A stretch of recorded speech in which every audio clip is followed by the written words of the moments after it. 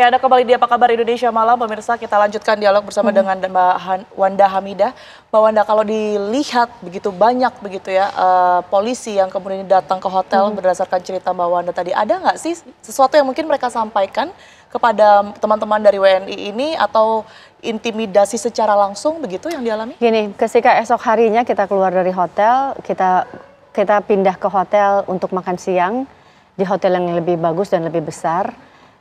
Kemudian teman-teman Zaskia dan Ratna menghampiri intel tersebut dan mengatakan, kalian mau ngapain sih? Kenapa sih ikutin kita gitu?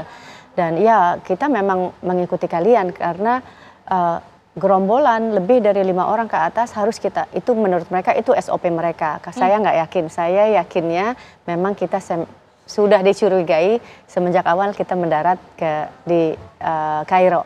Kemudian yang kedua, oh jadi Anda, terus saya bilang juga, Anda ngikutin kita cuma buat 1 hari ini? Tidak, kita mengikuti kalian seminggu ke depan karena situasi yang genting sedang terjadi di Mesir gitu. Ketika mereka bilang 1 minggu, wah, saya udah tahu kita mungkin nggak berhasil ke checkpoint 1, ke checkpoint 2 karena mereka udah memantau kita sebegitu ketatnya dan udah nggak pura-pura lagi kalau intel di Indonesia masih menyamar jadi tukang bakso ya. Intel di Mesir seperti teman-teman lihat kita lagi makan mereka di belakang kita. Saya ke musola, mereka ikutin ke musola. Saya ke toilet, mereka ikutin ke toilet. Tapi ada nggak sih Mbak negara yang pada akhirnya sampai mungkin ke Rafah begitu atau setidaknya pos paling dekat lah? Kalau ke Rafah saya nggak yakin, tapi di checkpoint 1, checkpoint 2 kan pada hari itu udah chaos ya. Udah terjadi chaos, udah banyak yang didetain, ditahan, udah banyak yang dideportasi, udah terjadi kekerasan juga. Yang mungkin mereka nggak pakai militer, ada yang pakai militer, ada yang ternyata militer, sama juga seperti di Indonesia menggunakan masyarakat sipil untuk menghantam para demonstran gitu. Jadi kembali lagi saya ingin katakan bahwa ini aksi kemanusiaan. Kami nggak melihat ini bukan aksi perang untuk mendobrak Rafah, karena itu tidak mungkin terjadi. Kami tidak membawa senjata untuk melawan IDF. Tentunya kami ingin aksi ini, kami ingin membuka mata para pemimpin dunia dan we are not play by the rules anymore, karena rules itu udah dihancur dan diluluh lantahkan oleh Israel. Karena now we not play by the rules anymore, karena rules itu udah tidak lagi menyelamatkan nyawa masyarakat Gaza, udah tidak menyelamatkan tanah rumah kita. We cannot play by the rules anymore. We play with our morality, moral kita dan nurani kita untuk kalau if we are not our government gitu ya. Jadi kalau government kita tidak mau mensupport dan membantu masyarakat Palestina, we can do it. Mbak, tadi sempat disampaikan bahwa memang betul ada yang sampai di pos sekian begitu ya, tidak terpantau, tapi sebenarnya mereka ini sudah sejauh apa dan melewati jalur apa Mbak? Mungkin informasi yang diterima dari Mbak Wanda Hamidah.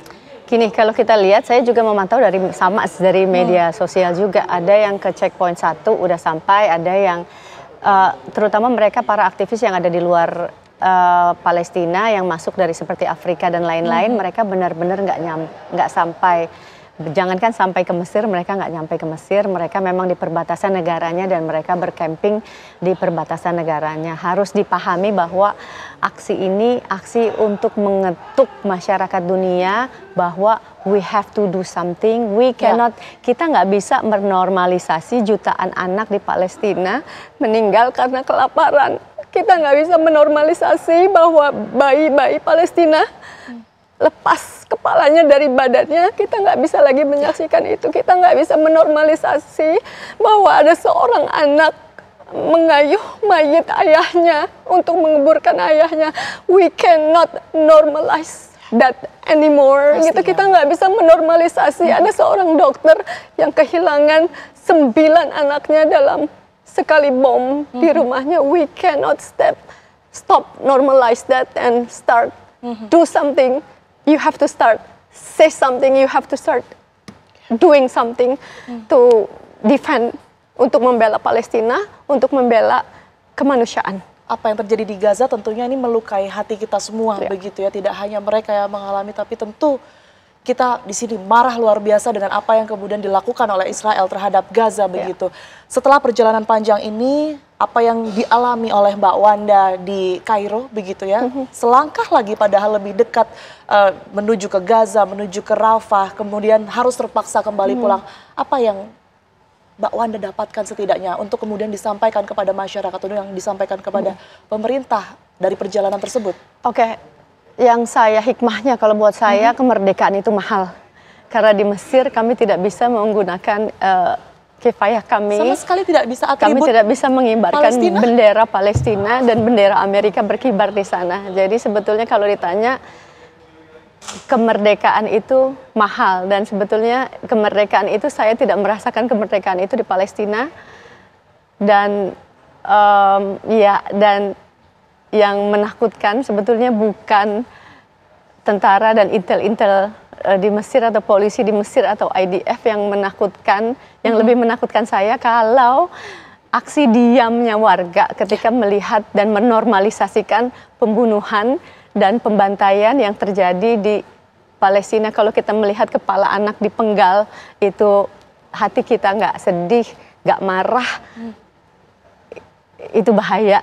If it happen to them, soon itu akan terjadi sama kita. Gitu, dan ini udah mulai terjadi juga di Indonesia. We cannot protect ourselves, we cannot protect our land anymore, gitu ya. Ketika kita mengatakan kebenaran dan kita justru dikriminalisasi, ini udah terjadi. Kalau kalian nggak mau terjadi sama kalian, ya you have to start organize yourself, ya, mengorganisasi diri untuk mengatakan bahwa ini tidak normal, ini tidak benar, and we have to help each other. Kita harus saling bergandengan tangan dan membantu saudara-saudara kita dimanapun mereka berada, dan selalu ingat konstitusi Indonesia itu kita selalu bergandengan tangan dalam kemerdekaan, membantu kemerdekaan negara manapun yang sedang dizalimi, yang sedang ditindas, dan konstitusi Indonesia mengatakan kita anti imperialisme, ya. Dan we have to stick on our constitution. Ya, kita harus berpegang teguh kepada konstitusi karena kemerdekaan Indonesia didukung oleh kemerdekaan bangsa-bangsa lain termasuk oleh Palestina. Jadi jangan tinggalkan saudara-saudara kita di Palestina. Baik, tentu saya ingin mendengar lebih banyak ya bagaimana kemudian cerita Mbak Wanda di sana. Ini pasti sangat-sangat emosional begitu ya, bagaimana kemudian ini perjuangan 10 warga negara Indonesia ini yang kemudian melakukan aksi untuk membela kemerdekaan Palestina. Tapi sayangnya waktu kita terbatas. Tapi terima kasih sekali Mbak Wanda sudah hadir di Apa Kabar Indonesia Malam.